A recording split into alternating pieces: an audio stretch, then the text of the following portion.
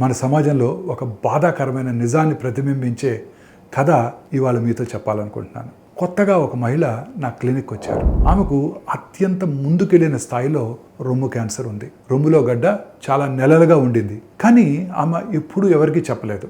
దీని గురించి వాళ్ళు మీకు చెప్తాను, వినండి.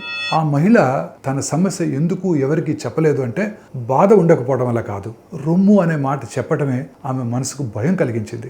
ఆమె నాకేం చెప్పారంటే, నేను దీని గురించి భర్తకు పిల్లలకు ఎలా చెప్పను, ఇది నన్ను సిగ్గుపడేలా చేస్తోంది అని. ఆ మౌనం ఆమెకు సమయంతో పాటు రొమ్ము కోల్పోవడానికి కూడా కారణమైంది. నేను ఈ కేసు చూసినప్పటికే క్యాన్సరు ముందస్తు చికిత్స దశ దాటి ముందుకెళ్ళిపోయింది. ఇలా రహస్యంగా దాచటం అనేక కుటుంబాల్లో జరుగుతోంది. రొమ్ములో గడ్డ, రక్తస్రావము, నొప్పి, కడుపుబ్బరం ఇవన్నీ రొమ్ము, గర్భాశయ లేదా అండాశయ క్యాన్సర్ లక్షణాలు కావచ్చు. కానీ మహిళలు చాలాసార్లు వీటిని దాచేస్తారు లేదా పట్టించుకోరు. సో మన స్త్రీలందరూ కూడా మౌనాన్ని విడిచిపెట్టాలి. రొమ్ములో మార్పులు, రక్తం, కడుపులో నొప్పి లేదా ఊబకాయం ఉన్నట్టయితే వెంటనే మీ కుటుంబ సభ్యులకు చెప్పండి, మరియు మీ ఫ్యామిలీ డాక్టర్ గారిని కలవండి. ఇలా క్యాన్సర్ని ముందే గుర్తించగలిగినట్టయితే క్షేమంగా బయటపడవచ్చు. మీ ఆరోగ్యం ఎప్పుడూ కూడా సిగ్గుపడే విషయం కాదు.